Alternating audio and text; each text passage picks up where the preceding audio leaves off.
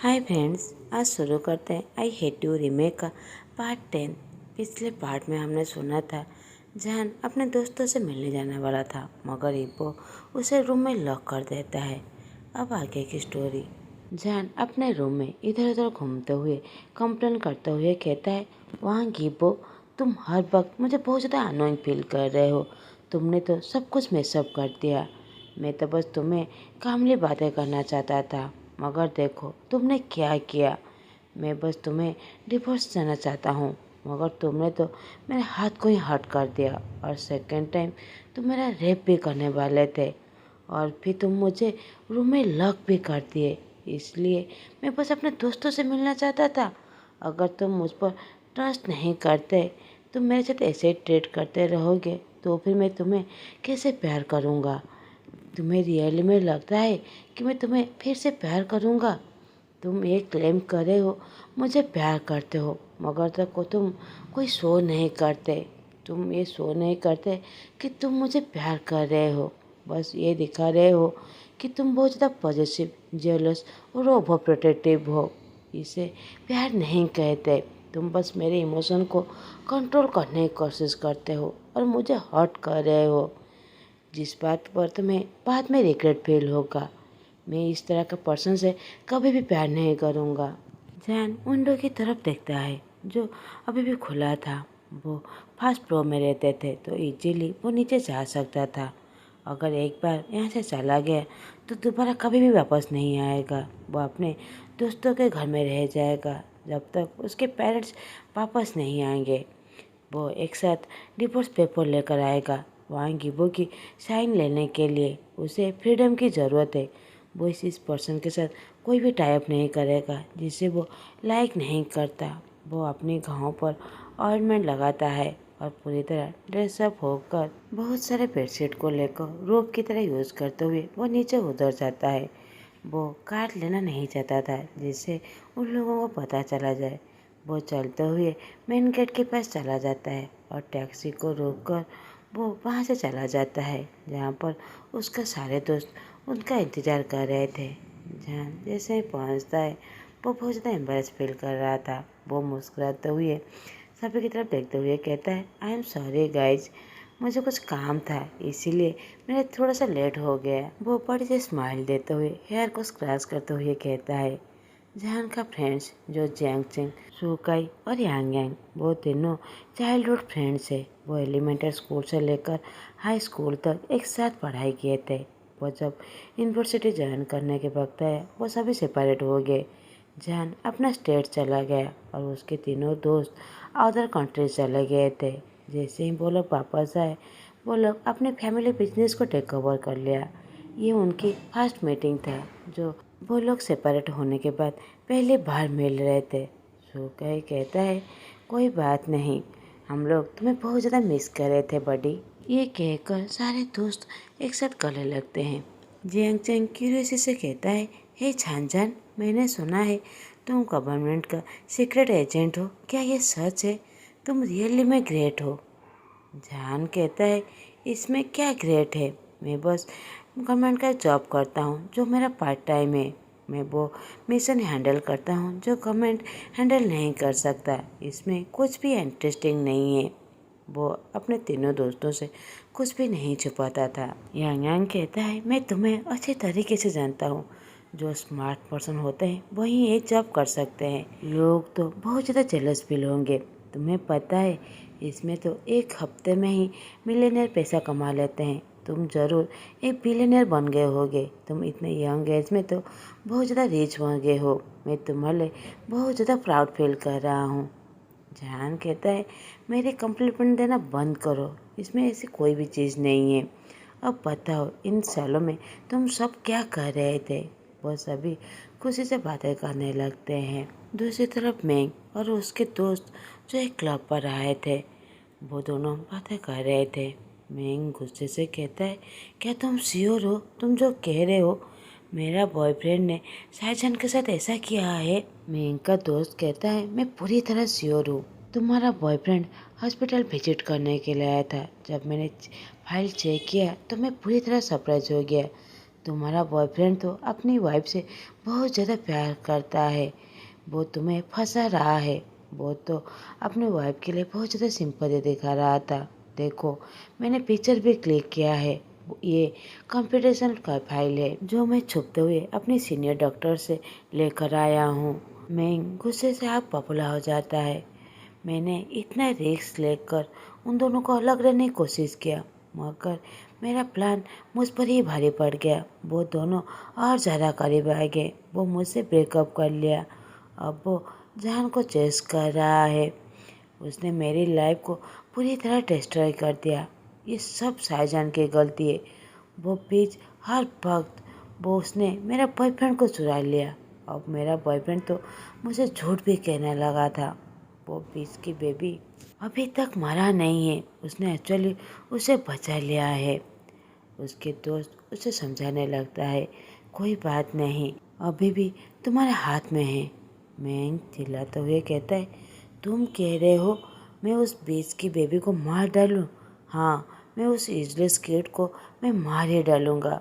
उसे जिंदा रहे ना रहे मुझे कोई लेना देना नहीं। उसका दोस्त कहता है, तुम पहले शांत हो जाओ।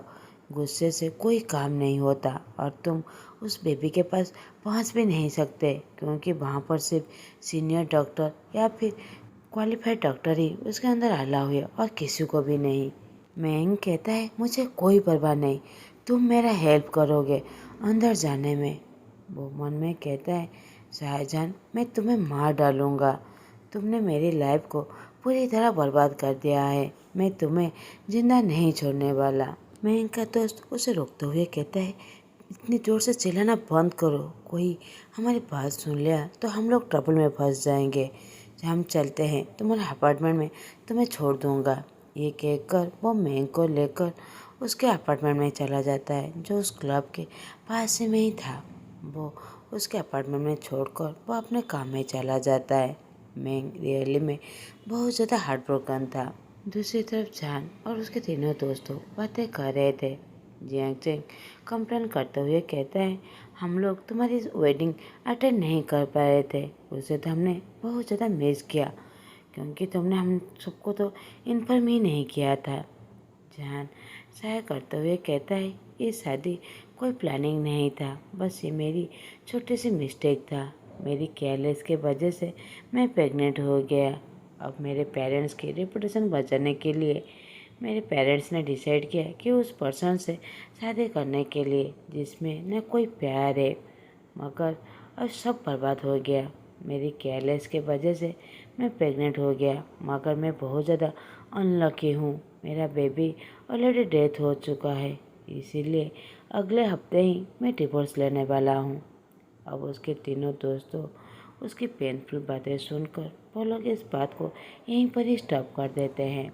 जहान कहता है, भाई द वे जियांग चेंग, मैं तुम्हारे घर में कुछ दिन रह सकता हूँ। डोंट वरी, मैं तुम्हें कोई ट्रबल में नहीं फंसाऊँगा।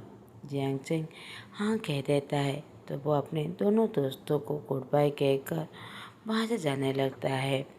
वो सारे दोस्तों को प्रॉमिस किया दिया था कि वो अगली बार जियांग चेंग के घर पे ही मिलेंगे। जान जियांग चेंग के घर आ जाता है। वो अपने कपड़े के लिए थोड़ा सा भी वरीड नहीं था, क्योंकि उसने अपने सबऑर्डिनेट को कह दिया था और ये भी कह दिया था कि वो कुछ दिनों तक उसके बिजनेस को संभालने के लिए, क्योंकि जैसे उसे कोई भी ढूंढ ना पाए। वो कुछ दिनों तक रेस्ट लेना चाहता था, थोड़ा सा फन करना चाहता था। दूसरी तरफ वांगी वो अपने बेड पर जाने से पहले वो जान के रूम में चेक करने के लिए जाता है। उसने जान के शोल्डर पर और रिस्ट पर जो घाव किया था उसे देखा भी नहीं था। वह डर गया था कहीं उसे कोई फीवर ना हो जाए, इसीलिए वो जैसे ही जान के रूम में जाता है, जान कहीं पर भी नहीं था। वो टॉयलेट, शावर रूम चारों तरफ ढूंढने लगता है। वो तो पूरी तरह कंफ्यूज था और नर्वस भी। उसने तो डोर लॉक किया था, इम्पॉसिबल है, वो बाहर कैसे जा सकता है। वो विंडो की तरफ देखने लगता है, जहाँ पर वो रोप देखकर गुस्से से अपने दांतों को ग्रेट करने लगता है। उसने कभी भी एक्सपेक्ट नहीं किया था जान इस तरह कर सकता है। वो बाहर जाकर जान को ढूंढने ही वाला था कि उसी समय उसका फ़ोन रिंग होता है। वो जैसे ही फ़ोन उठाता है। दूसरी तरफ से उसका दोस्त चिल्लाते हुए कहता है, तुम अपने बेबी को प्रोटेक्ट करो, तुम्हारा बॉयफ्रेंड उसे मार डालेगा, उसे पता चल चुका है तुम्हारा बेबी जिंदा है और उसने प्रॉमिस किया है उसे मार डालेगा। तुम अपनी बेबी को जान बचाओ, तुम उसमें मिलियनेयर पैसा कम खर्च किया है उस मशीन के लिए, उस बेबी को बचाओ। ईबो तो पूरी तरह फ्रोज हो जाता है क्योंकि ये उसका सीक्रेट था। वो जहान को उसके बर्थडे पर ही उसे सरप्राइज देना चाहता था, मगर उससे पहले ही जहान उसे डिवोर्स लेने की बात कर रहा है, जो उसे बहुत ज़्यादा हर्ट कर रहा था। वो जहान के बगैर जी भी नहीं सकता। सभी कहते हैं प्यार को कोई फोर्स नहीं कर सकता, मगर ईबो अपना बेस्ट देने की कोशिश कर रहा था। वो जहान के बगैर जी नहीं सकता। ईबो डिसाइड करता है कि वो जहान को कोई भी ब्रदर नहीं करेगा। वो बेबी उसका प्रायोरिटी है। वो डॉक्टर को कॉल करके हॉस्पिटल में मिलने जाता है, जहाँ पर उसका बेबी है जो ठीक से ग्रो कर रहा था, जैसे कोई बेबी माँ के पेट में कर रहा है। वो मशीन बहुत ज़्यादा एडवांस था, जहाँ पर फ्रीली वो बेबी अच्छे से घूम रहा था। जैसे बेबी को जो भी चीज़ की ज़रूरत थी वो मशीन उसे प्रोवाइड कर रहा था। वो बेबी बॉय ऑलरेडी 6 महीने का हो चुका था, जो अपनी छोटी सी उंगली लेकर अपने मुंह में रखकर वो सो रहा था। ईपो मुस्कुराने लगता है। वो खुशी से प्यार से उस बेबी को देखने लगता है, याद करने लगता है वो बेबी जिसे वो मारना चाहता था। लकीली वो अपने सेंस पे वापस आ जाता है। वो ऑपरेशन रूम में जाकर ऑपरेशन को रोकते हुए डॉक्टर से बातें करता है।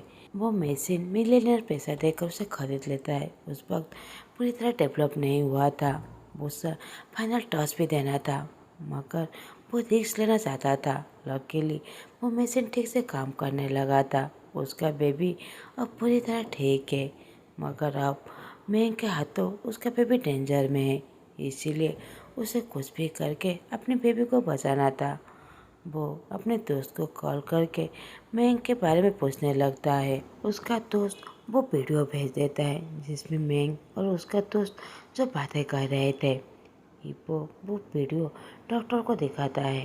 डॉक्टर उस दूसरे पर्सन को पहचान लेता है। सर वो ये इसका नाम मार्क है, जो यहाँ का इंटर्न है। वो ज़रूर हमारी प्राइवेट फाइल को चुरा कर मैंग को इन्फॉर्म कर दिया होगा। ईबो वो मशीन को लेकर अपने घर आ जाता है और अपने रूम में रख लेता है। वहाँ का सिक्योरिटी भी बढ़ा दिया था। ये सब कुछ उसने सीक्रेटली किया था। ईबो पूरी रात बेबी को देखने लगता है। वो सुबह नींद लगा ही था कि वो सडनली उठकर बेबी की तरफ देखने लगता है। जैसे ही उसे लगता है बेबी पूरी तरह ठीक है, तो वो शावर लेने के चला जाता है और उसके बाद वो डिसाइड करता है कि वो मैंग के साथ ज़रूर डील करेगा। इबो बाहर जाने ही वाला था कि उसके दोस्त उसके सामने खड़ा हो जाता है। इबो कहता है, तुम यहाँ पर सडनली, तुमने तो मुझे इन्फॉर्म नहीं किया था। वो दोस्त हमेशा एक बच्चों की तरह आर्ट करता है, हमेशा अनोइंग करता है, मगर वो बहुत ज़्यादा स्मार्ट है। इब्बा का दोस्त तो उस पर चिल्लाते हुए कहता है, मैं तुम्हारे साथ इस बात पर सेटल करने आया हूँ। तुमने पहले हमें क्यों नहीं कहा था? तुमने अपनी बेबी को बचा लिया है, तुम हमेशा इस तरह सीक्रेट कैसे रख सकते हो? हमारे ग्रुप में तुम हमें कुछ भी नहीं कहा। उसका दोस्त तो बहुत ज़्यादा डिसअपॉइंट था। उसका दूसरा दोस्त आंखों को रोल करते हुए बस उसकी तरफ देखने लगता है। वो कहता है, तुम मुझे किस तरह एक्सपेक्ट कर सकते हो कि मैं तुम्हें ये सारी बातें बताऊं, जिसके पेट में कुछ भी हजम नहीं होता, जो खुद एक मीडिया है, जिससे एक बात कहो तो चारों तरफ फैल ही जाता है। लो भाई अपने आप को डिफेंड करते हुए कहता है, यह अच्छी बात नहीं है, मैं कभी भी किसी को नहीं कहता। अपने दोस्तों के बाद कुछ ज़रूर सीक्रेट रख लेता हूँ। वो उसकी तरफ घूर के देखने लगता है। लूपाई कहता है, ठीक है, तुम्हें पता है मेरी कोई भी बात पेट में नहीं रहता। अगर नहीं कहा तो मेरे चेस्ट में सफोकेटेड फील होता है, मगर तुम मुझे ब्लेम नहीं कर सकते। मैंने तुम्हारा हेल्प किया। देखा, कल अगर मैं क्लब नहीं जाता मेरे हस्बैंड के साथ तो फिर मुझे कैसे पता चलता तुम्हारा एक्स बॉयफ्रेंड का क्या प्लानिंग है। इबो अपनी वो आंखें को रोल करने लगता है और अपने फ्रेंड्स को घर के अंदर बुला देता है। अब ये बात कोई भी सीक्रेट नहीं था। अब उसे शाहजहां को भी इस बारे में बता देना चाहिए। वो ज़रूर इबो को माफ़ कर देगा और उसे सेकंड चांस देगा। अगर उसे पता चला वो थोड़ा सा डिसअपॉइंट होगा, मगर वो जान को ज़रूर माफ़ कर देगा। दूसरी तरफ इबो के बॉडीगार्ड मैंग को पकड़ने के लिए चले जाते हैं और मार्क को तो ऑलरेडी अरेस्ट कर चुके थे। कॉन्फिडेंशियल इंफॉर्मेशन लीक करने के जुर्म में वो अरेस्ट हो चुका था।